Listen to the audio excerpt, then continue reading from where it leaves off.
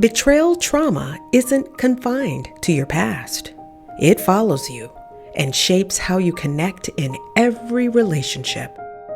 Whether the betrayal came from family, friends, colleagues, or partners, left unhealed, it affects your life until you confront it. Healing isn't just about addressing past pain. It's about breaking the patterns betrayal trauma leaves behind.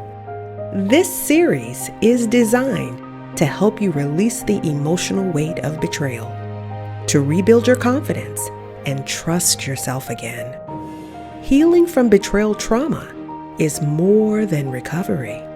It's about stepping into every relationship, feeling whole, grounded, and free.